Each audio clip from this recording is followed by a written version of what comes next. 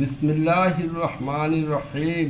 আসসালামু আলাইকুম রহমতুল্লাহ। Story writing অনেক সহজ কাজ। হ্যাঁ, একদম মুখস্থ করতে হবে না। দেখো, প্রথমে কোশ্চেনটা দেখি। হ্যাঁ, এই যে পরীক্ষায় এমন একটা কোশ্চেন থাকে, আমি একটু আলোচনা করে দিই। লেখা থাকলো, read the beginning of a story below. এই যে নিচে যে একটা গল্প দেওয়া আছে দেখছো, এই গল্পের বিগিনিং মানে শুরুটা, এটাই শুরুটা দেওয়া আছে। বিলো মানে নিচে, অ্যাড মানে যোগ করো। কি যোগ করব? অ্যাট লিস্ট, কমপক্ষে 10 নিউ সেন্টেন্সেস, 10টা নতুন সেন্টেন্স। এর সাথে আরও 10টা নতুন সেন্টেন্স লিখতে হবে। আমি 11, 12, 13, 14টা সেন্টেন্স যদি লিখি তাতে দোষের কিছু হবে না, কিন্তু 10-এর কম লিখা যাবে না। অ্যাট লিস্ট মানে কমপক্ষে 10টা। টু কমপ্লিট ইট, গল্পটা কমপ্লিট করার জন্যে। গিভ এ সুইটেবল মানে মানানসই। টাইটেল মানে গল্পের নাম। টাইটেল টু ইট, ওই গল্পটাকে একটা সুবিধাজনক নাম দাও। হ্যাঁ, গল্পটা কি, শুরুটা, এখানে শুরুটা দেওয়া আছে। One day A boy was going home from school. একটা ছেলে বাড়ি যাচ্ছিল, স্কুল থেকে বাসায় যাচ্ছিল। সাডেনলি, হঠাৎ, হি নোটিসড, সে লক্ষ্য করলো, অ্যান ওল্ড ওম্যান, একজন বৃদ্ধ মহিলা, lying on the road side, রাস্তার পাশে শুয়ে আছে, পড়ে আছে, যাই বলি। এই এরপরে আর দেওয়া নাই, এরপরে ডট ডট। আমাকে এরপরে আরও কমপক্ষে 10টা, 11টা, 12, 13টা সেন্টেন্স লিখে গল্পটা কমপ্লিট করতে হবে। ঠিক আছে? তো আমরা কি করব পরীক্ষার খাতায়, আমরা কি করব আসলে সেটা একটু দেখে নেই। পরীক্ষার খাতা আমরা শুরুতে যথারীতি লিখবো answer to the question number 9। তারপর একটা হেডিং দিব, কোনো টাইটেল দিব, কোনো টেনশন নেই, একটা দিয়ে দিলেই হবে। আমি দিলাম আর ডিউটিফুল বয়, যার বাংলা অর্থ একজন কর্তব্যপরায়ণ ছেলে। তুমি যদি এমন দিতে চাও আ কাইন্ড হার্টেড বয়, একজন দয়ালু ছেলে, তাও হবে। এমনকি তুমি যদি দাও a boy and an old woman, একজন ছেলে ও বৃদ্ধ মহিলা, এটাও শুদ্ধ হবে, বা অন্য কিছু দিলেও শুদ্ধ হবে। তো একটা টাইটেল দিব, দিয়ে ওই যে গল্পের শুরু যেটুকু কোশ্চেনে দেওয়া আছে এটুকু হুবহু এখানে কপি করব। কপি করার পরে এবার আমি আরও 8-10টা সেন্টেন্স, 10, 12, 13টা সেন্টেন্স লিখতে হবে। ছেলেটা তো ওকে, মহিলাকে দেখলো, এই কথাগুলো কিন্তু আর লিখা যাবে না, নতুন সেন্টেন্স লিখতে হবে। দেখার পরে কি হলো, মহিলার প্রতি ছেলেটির দয়া হলো। আমি লক্ষ্য করছো নিশ্চয়ই বাংলাতে লিখছি, মানে প্রথমে সেন্টেন্সগুলো আসলে বাংলাতে একটু লিখি, তোমাদের কেমন লাগে দেখো, পরে সেগুলোকে ইংলিশ করব। ঠিক আছে? মহিলার প্রতি ছেলেটির দয়া হলো, সে তার কাছে গেল, সে ডাকলো, আন্টি আন্টি বলে ডাকলো আর কি। মহিলা কোনো জবাব দিল না। ছেলেটি তার পাশে বসলো, সে তার মাথায় স্পর্শ করলো এবং আবার ডাকলো। এবার মহিলা একটু নড়ে উঠলো। আপনি কি অসুস্থ? ছেলেটি প্রশ্ন করলো। সারাদিন কিচ্ছু খাই নেই বাবা, মহিলাটি জবাব দিল। ছেলেটি পাশের দোকান থেকে একটি রুটি কিনলো এবং তাকে দিল। সে এক বোতল পানিও কিনে দিল।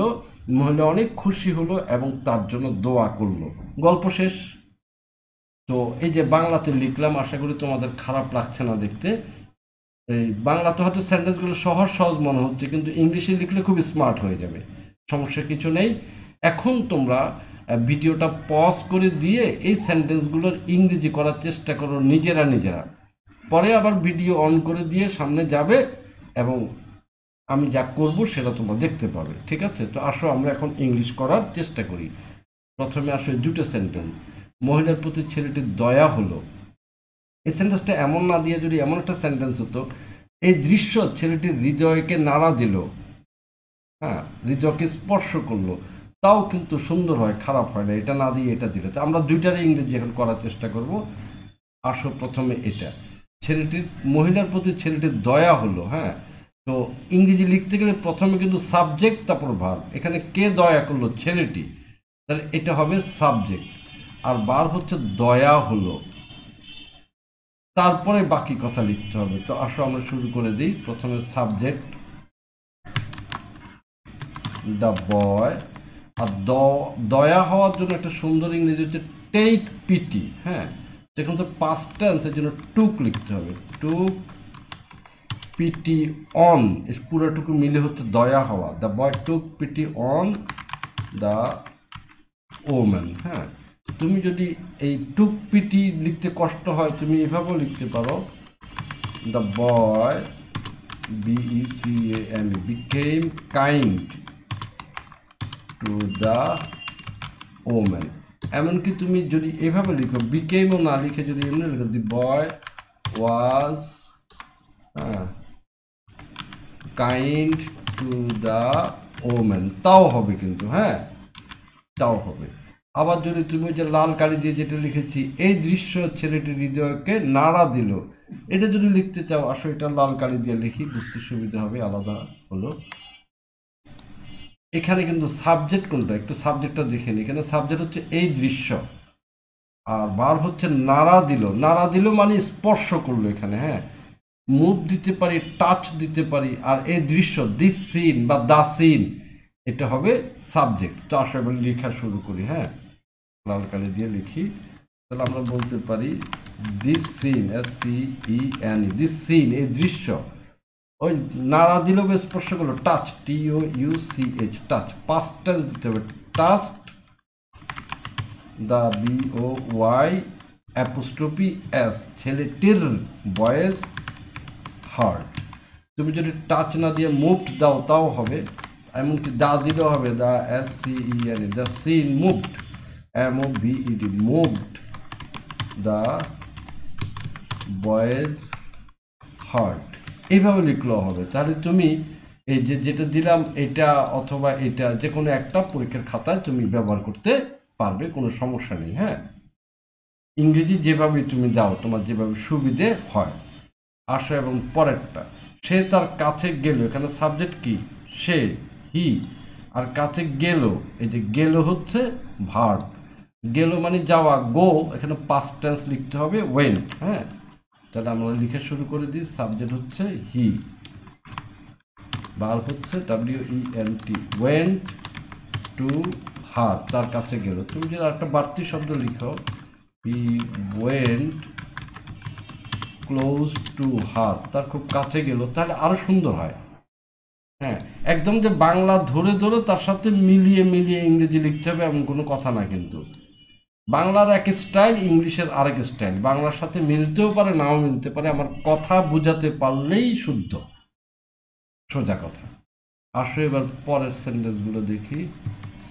সে ডাকলো, আন্টি আন্টি, এখানে কি ইনভার্টেড কমা দেখতে পাচ্ছ? এই ইনভার্টেড কমার কিন্তু একটা অর্থ আছে। কেউ যদি মুখে কোনো কথা বলে সেই কথার জন্য আমরা কিন্তু এই যে ইনভার্টেড কমাগুলো ব্যবহার করি, এবং এগুলো তোমাদের দিতে হবে যদি এভাবেই তুমি লিখো। হ্যাঁ এটা মাথায় রাখতে হবে। যা হোক এখানে প্রথমে সাবজেক্ট হচ্ছে সে, ভার্ব হচ্ছে ডাকলো, তো সেই হিসাব অনুযায়ী আমি শুরু করতে পারি সাবজেক্ট হি, ডাকা হচ্ছে কল, এখানে পাস্ট টেন্স কল্ড, এবার কমা, ইনভার্টেড কমা শুরু, AUNTY, আন্টি, কমা, AUNTY, আন্টি আন্টি, এখানে দাড়ি দিব, দাড়ি দিয়া ফুল স্টপ, কমা দিব, সরি না এখানে ফুল স্টপ দিব, ফুল স্টপ দিয়ে ইনভার্টেড কমা ক্লোজ করে দিব। হি কল্ড আন্টি আন্টি, আর কিছু এখানে বলার দরকার নেই। হ্যাঁ মহিলা কোনো জবাব দিল না, এখানে সাবজেক্ট হচ্ছে মহিলাটি দ্য ওম্যান, আর ভার্ব হচ্ছে জবাব দেওয়া, তো জবাব দিল না, তো তাহলে ডিড নট আনসার। হ্যাঁ তো আসো শুরু করে দিই, পাস্ট টেন্স এই জন্য ডিড নট, তো সাবজেক্ট লিখলাম দ্য ওম্যান, ভার্ব হচ্ছে ডিড নট, ANSWER, আনসার, এটা লিখলে শুদ্ধ। তুমি যদি এরকম বলো, দ্য ওম্যান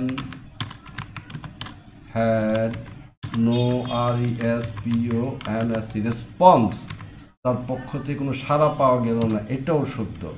তুমি যদি এরকম লেখো, দি ওম্যান ডিড নট, দিলে রেসপন্ড, RESPOND, রেসপন্ড, আউলিয়ে দিও না। হ্যাঁ এই যে তুমি যদি ভার্ব দিয়ে হ্যাড নো রেসপন্স, রেসপন্স হচ্ছে নাউন ফর্ম, আর ডিড নট দিলে কিন্তু নাউন ফর্ম দাও, রেসপন্ড এটা হচ্ছে ভার্ব ফর্ম।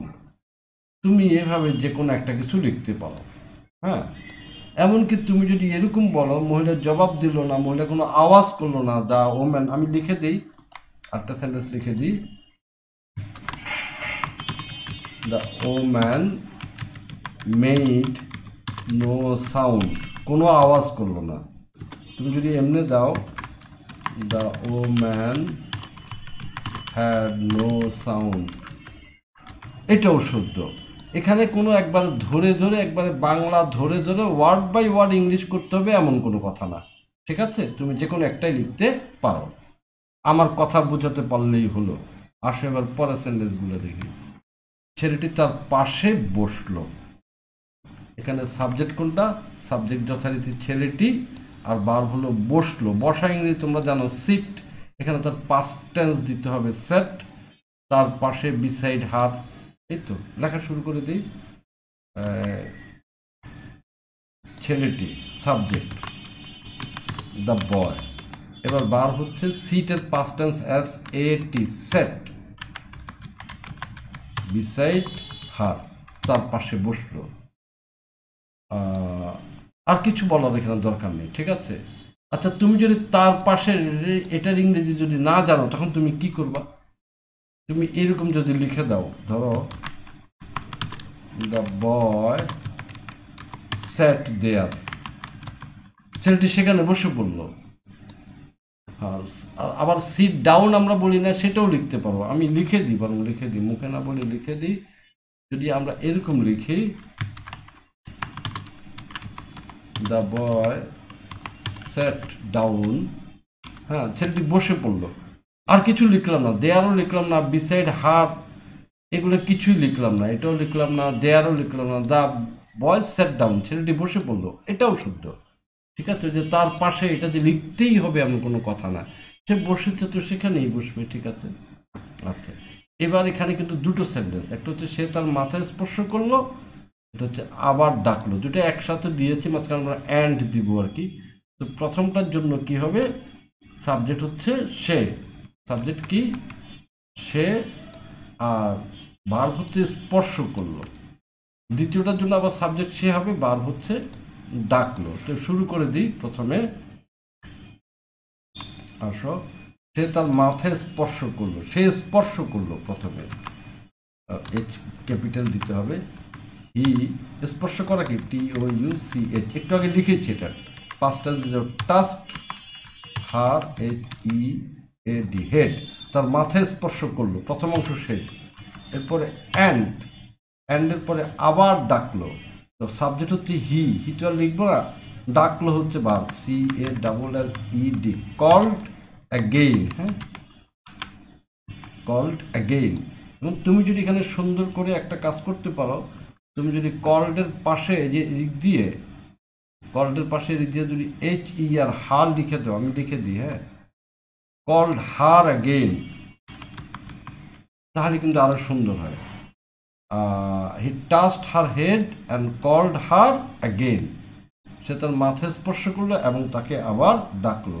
তুমি যদি এখানে আস্ত দুটো সেন্টেন্স আলাদা আলাদা করে ফেলো তাও কিন্তু হবে। T O U C H E, touched হার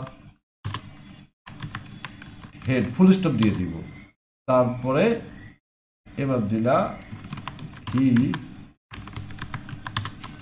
কল্ড হার অ্যাগেইন, তাহলে সেন্টেন্স আমার দুটো হয়ে গেল, একটা সেন্টেন্সও বাড়লো। তুমি ইচ্ছে করলে এরকম একটা সেন্টেন্সকে দুই ভাগ করেও লিখতে পারো। আমার কথা ক্লিয়ার? এটা হলেই হবে। আসো পরের সেন্টেন্সগুলো দেখি। এবার মহিলা একটু নাড়লো, যে মাথা মুথা টাচ করেছে, আদর যত্ন পেয়ে গেছে, এবার মহিলা, এবার ইংরেজিকে দিস টাইম, দিস টাইম। আর এখানে সাবজেক্টকে মহিলা, নড়লো মানে নড়ে উঠলো, মুভ। একটু ইংরেজিটা দিচ্ছি এখন, দেখো। তুমি এখানে যে এবারের জন্য নাও বলতে পারো, নাও বললে হবে নাও। এবার সাবজেক্ট হচ্ছে দ্য ওম্যান, ভার্ব হচ্ছে মুভ, পাস্ট টেন্স দিতে হবে মুভড। একটু হচ্ছে এ বিট, একটু নড়ল। তুমি এখানে নাও না দিয়ে যদি দিস টাইম দাও, এইবার, এটাও কিন্তু শুদ্ধ। This time the woman MOVED moved. A bit যদি তুমি না জানো তাহলে দিবে না, দিলে ভালো। যেটা বললাম, ধরো তুমি এই যে এ বিট, এটুক তুমি জানো না, তাহলে এটুক তুমি দিবে না, তুমি এখানে ফুল স্টপ দিয়ে দিবে। এটা যদি না লেখো তাতেই কিন্তু শুদ্ধ। লিখলে ভালো আর কি। আর আমি চাইবো যে এখন তুমি শিখে ফেলো। এ বিট মানে হচ্ছে যে একটু একটু নড়লো, এ বিট। ঠিক আছে, এবার আসো পরেরটা দেখি। আপনি কি অসুস্থ? ছেলেটি প্রশ্ন করলো। তো আপনি কি অসুস্থ, এটা কিন্তু ছেলেটির মুখের কথা, তাই না? এই যে মহিলা একটু নড়লো, এটা কিন্তু মুখের কথা না, এটা কাজ করেছে, এখানে কোনো ইনভার্টেড কমা আসবে না। কিন্তু আপনি কি অসুস্থ, এটা তো মুখের কথা, এই জন্য এখানে কি আসছে, ইনভার্টেড কমা আসছে, যেগুলো আমাদের ইংলিশেও দিতে হবে। হ্যাঁ, তো আসো লেখা শুরু করে দিই। এই যে এইভাবে আপনি কি অসুস্থ, এটার ইংরেজিতে আশা করি তোমরা পারবে, তবে ইনভার্টেড কমা দিয়ে শুরু। আর ইউ সিক, সিক বলো, ইল বলো, যেটাই বলো, ইনভার্টেড কমা শেষ। ছেলেটি প্রশ্ন করলো। হ্যাঁ, প্রশ্ন করা কি, আস্কড, আস্কড দ্য বয়। তুমি যদি সেইড বলো তাও হবে। হ্যাঁ, যদি এরকম বলো, আমি লিখি দেখো, এ আর আর ইউ সিক, ইল যেটাই বলা হচ্ছে, সিক দিয়া পড়ো তো, সিক। এরপরে ধরো তুমি সেট দ্য বয় দিতে পারো, সেট দ্য বয়, অথবা যদি তুমি দ্য বয় আগে দাও, দ্য বয় সেইড, সবই শুদ্ধ। ঠিক আছে, ছেলেটি প্রশ্ন করলো। ওকে, এবার সামনে আসি, যাও। সারাদিন কিচ্ছু খাই নাই বাবা, মহিলা জবাব দিল। হ্যাঁ, এই যে বাবা, এটা তো কথার কথা, তাই না? বাবা মানে তো আর আব্বা না, ফাদার তো লেখা যাবে না। তুমি যদি মিলাতে না পারো, এটা তুমি লিখবে না। হ্যাঁ, না লিখলে কোনো দোষের কিছু নেই, লিখে ভুল করাটাই খারাপ, কম লিখে খারাপ না। আচ্ছা, তাহলে সারাদিন কিছু খাই নাই, এটার জন্য কে খায় নাই? নিশ্চয়ই আমি, মানে ওই মহিলা, মহিলা নিজে যেহেতু বলতেছে, এখন এটা মুখের কথা। হ্যাঁ, ইনভার্টেড কমা হবে, লিখে দিব, I did not, E A T, eat, N Y T H I N, I did not eat anything, comma inverted comma শেষ, S A I D, said the woman. আমি কিন্তু বাবা লিখি নেই। হ্যাঁ, এই যে এইভাবে করে লিখলাম, এটা কিন্তু শুদ্ধ। ঠিক আছে, তুমি সেড দ্য ওম্যান, সেড না বলে, এখানে তো বলছে জবাব দিল। হ্যাঁ, তুমি এখানে সেড না বলে এই জায়গাতে যদি আনসার্ড বলো, রিপ্লাইড বলো, ওগুলা কিন্তু শুদ্ধ হবে। আমি লিখে দিই। হ্যাঁ, সেড না বলে তুমি যদি লেখো answered, A N S W E R E D, answered যদি লেখা হবে R E P L I E D, replied লিখলে হবে replied the woman, answered the woman, said the woman, সব শুদ্ধ, সমস্যার কিছু নেই। আর বাবা যদি দিতে চাও, বাবা কিভাবে দিবা? বাবা দিতে পারো এইভাবে, দেখো আমি একটু একটু ভিন্নভাবে লিখি, খেয়াল করো। প্রথমে ইনভার্টেড কমা দিয়ে, ও ডি ই এ আর, ডিয়ার, ইংরেজরা যাকে তাকে কিন্তু ডিয়ার বলে। ও ডিয়ার বাবা, said the woman, full stop দিয়ে এবার ইনভার্টেড কমার মধ্যে বাকি কথাটুকু, I did not eat, a n y t h i n g, anything, I did not eat anything।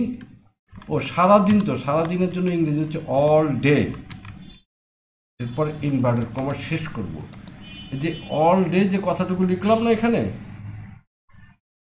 All day, এটা কিন্তু এখানেও দিতে পারো, I did not eat anything all day. এই যে সারাদিন, এটার ইংরেজি হচ্ছে অল ডে। ঠিক আছে, তাহলে তোমরা এইভাবে লিখতে পারো। এখানে ও ডিয়ার দিয়ে ওই বাবা বোঝানো হয়েছে। হ্যাঁ, তো আরেকটু কথা বলি, যে ডিড নট ইট লিখেছি বারবার, এখানে ডিড নট ইট না লিখে আরও ভালো হয় যদি প্রেজেন্ট পারফেক্ট টেন্স আমরা লিখতে পারি। আমি একটু লিখে দেখাই, ডিড নট ইট না লিখে যদি লিখি H A V E N, have not, haven't, E A T E N, eaten দিতে হবে কিন্তু তখন, হ্যাভেন্ট ইটেন। ডিড নট ইট না দিয়া কি দেওয়া যাবে, হ্যাভেন্ট ইটেন। আশা করি বুঝতে পেরেছ। হ্যাঁ, এটা আরো সুন্দর কিন্তু, হ্যাভেন্ট ইটেন, খাই নাই। তো ঠিক আছে, আসো এবার আমরা পরেরটাতে যাই। ছেলেটি পাশের দোকান থেকে একটি রুটি কিনলো। এই যে পাশের দোকান থেকে, এটা কিন্তু একটু তেরাবেরা প্রথমেই মনে হচ্ছে। এটার ইংরেজি কি হতে পারে বলো তো? আমি এটা উপর দিয়ে একটু লিখে দিই, F R O M, from a nearby shop, পাশের দোকান থেকে, from a nearby shop. তো তুমি এভাবে না জানলে শুধু দোকান থেকে সেটা বললেই হবে। আমি এখন শুধু দোকান থেকে এটা দিয়ে লিখি। সাবজেক্ট কোনটা এখানে? The boy. সাবজেক্ট কি? The boy. শুরু করে দিই, দ্য বয়। ভার্ব কোনটা? ভার্বটা একটু দেখিয়ে দিই, কিনলো। হ্যাঁ, ওটা কিন্তু পরে আর একটা সেন্টেন্স। রুটি কিনলো, ভার্ব হচ্ছে কিনলো। কিনে ইংরেজি কি? বাই। এখন তো বাই লেখা যাবে না, পাস্ট টেন্স লিখতে হবে, বট। দ্য বয় বট, কি কিনলো?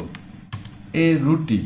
এ রুটি বলা কিন্তু শুদ্ধ না, PIECE, পিস অফ ব্রেড, এটা হচ্ছে শুদ্ধ, এক টুকরা রুটি। তুমি যদি এখানে ফুল স্টপ দিয়ে দাও তাও হবে, অথবা ফ্রম এ, যেটা উপরে লিখলাম, নিয়ার বাই শপ। আচ্ছা, বাকি আছে এবং তাকে দিল, এবং ইংরেজি কি? অ্যান্ড গেভ ইট টু হার, এবং এটা তাকে দিল, এটা মানে রুটিটা। ঠিক আছে, তো তোমাদের এখানে আতঙ্কিত হওয়ার কিছু নেই, আমি ক্লিয়ার করছি। বট এ পিস অফ ব্রেড, একটা রুটি বলতে, একটি রুটি বলতে এ ব্রেড বলা শুদ্ধ নয়, এ পিস অফ ব্রেড, এক টুকরো রুটি, ইংলিশে এভাবে বলতে হয়। আর তুমি যদি নিয়ার বাই শব্দটা না লিখো, দোষের কিছু হবে না, ফ্রম এ শপ। আর এটা কিন্তু বুঝতেই পারছো, এটাকে দুইটা সেন্টেন্স করা যেতে পারে। আমি দুইটা সেন্টেন্স সহজ সহজ করে একবার তোমাদের দেখিয়ে দিই। হ্যাঁ, the boy, BOUGHT, bought a PIECE, piece of BREAD, bread, FROM, from a SHOP, সব ফুল স্টপ দিয়ে দিলাম। তারপরে আবার নতুন করে সাবজেক্ট, হি, GAVE, গেভ, সে দিল, ইট, এটা, টু হার, সেটা তাকে দিল। এইভাবে করে এই সেন্টেন্সটাকে আমরা দুই সেন্টেন্স বানিয়ে লিখতে পারি, তাতে শুদ্ধ হবে। তো তোমরা বুঝতে পারছো আসলে এখানে অনেক স্বাধীনতা আছে, তুমি তোমার মতো করে লিখলে, যা পারবে না তা লিখবো না, না লিখলেও শুদ্ধ হবে। কম লিখলে কোনো দোষ নাই, ভুল লিখলে দোষ। আসো সামনের কথাটা দেখি এবার। সে এক বোতল পানিও কিনে দিল। এই যে ও দেখছো না একটা, এটা যদি না লেখো দোষের কিছু নেই। আমরা লিখবো এখন, সাবজেক্ট হচ্ছে সে, আর ভার্ব হচ্ছে কিনে দিল। হ্যাঁ, কিনে দেওয়া বাই হার, এটাকে তো শুরু করে দিই। তো সাবজেক্ট হচ্ছে হি, বাই হচ্ছে কিনা, কিনা ইংরেজি হচ্ছে বাই, তার পাস্ট টেন্স BOUGHT, বট। এক বোতল পানি, কিন্তু এ বোতল ওয়াটার বলা যাবে না, এ বোতল অব ওয়াটার বলতে হবে। হি বট এ বোতল অব ওয়াটার ফর হার, তার জন্য। এইভাবে লিখতে পারি, আরো সুন্দর হয় এটা। হি BOUGHT, বট হার, সে তার জন্য কিনলো, এ BOTTLE, বটল অব ওয়াটার। হ্যাঁ, WATER, ওয়াটার। বলো তো কি লিখি নেই? এই যে পানির সাথে যে ও লাগানো আছে, এটার জন্য কোনো ইংরেজি দিই নেই, এটার ইংরেজি হচ্ছে অলসো। হ্যাঁ, তো সেটা যদি লিখতে চাই, তো আমি তাহলে অলসোটা সাবজেক্টের পরেই দিতে হবে, এইভাবে, ই অলসো, ওটা না দিলেও চলবে কিন্তু। UGHT, বট হার এ বোতল অফ ওয়াটার। হ্যাঁ, এইভাবে যে অলসোটা যদি এখানে না লিখি আমি, তাও কিন্তু হবে, লিখতেই যে হবে এমন কোনো কথা না, না পারলে লিখবে না, সোজা কথা। যা পারো তাই লিখবে, তাতে শুদ্ধ হবে, তুমি নাম্বার পাবে। মহিলা অনেক খুশি হলো এবং তার জন্য দোয়া করলো। এখানে দুটো সেন্টেন্স, একবার হলো অনেক খুশি হলো, আর একটা হলো তার জন্য দোয়া করলো। তো আসলে দুটো সেন্টেন্স ভাগে ভাগেই লিখি। হ্যাঁ, তাতে বুঝতে সুবিধা হয়, আমি খেয়াল করছি। সেখানে সাবজেক্ট হচ্ছে মহিলা, বার হলো খুশি হওয়া, সন্তুষ্ট হওয়া আর কি। দ্য ওম্যান ওয়াজ, আসলে এখানে খুশি বলতে প্লিজড বোঝানো হচ্ছে, তাই না? ওয়াজ প্লিজড উইথ হিম, মহিলা তার প্রতি খুশি হলো। তুমি যদি এটা না পারো, আমি প্রথম অংশ লিখছি কিন্তু শুধু। হ্যাঁ, তুমি যদি শুধু এটুকু লেখো, the woman was HAPPY, happy, আর কিছু লিখলা না, ঠিক আছে? এটুক পর্যন্ত আমাদের কাজ হয়ে গেছে। এবার সে তার জন্য দোয়া করলো, এটা ইংরেজি লিখবো। হ্যাঁ, তার আসল লেখা শুরু করি, এখানে লিখি পরের সেন্টেন্স। সে দোয়া করা হচ্ছে pray, past tense prayed for him, সে তার জন্য দোয়া করলো, কাজ শেষ। এখন তুমি যদি একটু বলতে চাও, মহিলা তো অনেক খুশি হওয়ার কথা না, সে তার জন্য প্রাণ খুলে দোয়া করলো, অন্তরের অন্তঃস্থল থেকে দোয়া করলো। এরকম ইংরেজি যদি লিখতে চাও লিখতে পারবে, তখন একটু কথা বেড়ে যাবে। আমি দিচ্ছি PRAYED, prayed for her from the core of her HEART, from the core of her heart, তার হৃদয়ের একদম গোপন কোণা থেকে। কোর মানে মূল, কোর অর্থ কি? মূল, গোড়া, অন্তরের অন্তঃস্থল থেকে সে তার জন্য দোয়া করলো। এইভাবে গল্পটা আমরা শেষ করে দিতে পারি। এক একটা সেন্টেন্স কিন্তু বিভিন্নভাবে লেখা যাচ্ছে, তুমি তোমার মতো করে লিখবে, ঠিক আছে? তো আমি পুরো গল্পটা তোমাদের জন্য আবার একসাথে রেখেছি এখানে, দেখো এই যে পুরো গল্পটা, মানে ওই যে কোশ্চেনের অংশটুকু নেই, বাকিটুকু এখানে আছে। Are the boy took PT on the women, মহিলার উপর তার দয়া হলো।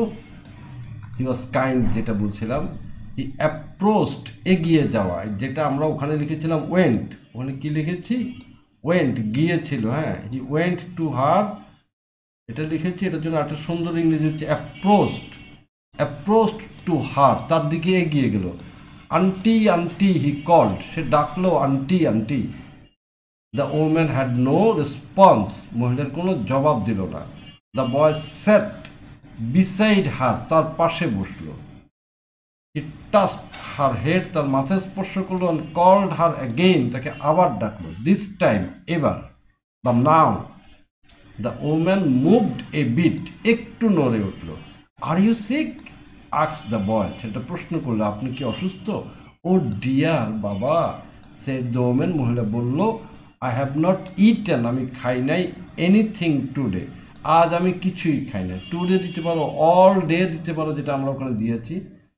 The boy bought a piece of bread, এক টুকরা রুটি, এ ব্রেড বলবো না কিন্তু, এ পিস অফ ব্রেড, এক টুকরা রুটি, ফ্রম দ্য শপ, দোকান থেকে। যে নিয়ার বাই শব্দটা লিখিনি এখানে, তুমি লিখতে পারো from the nearby shop, and gave it to her.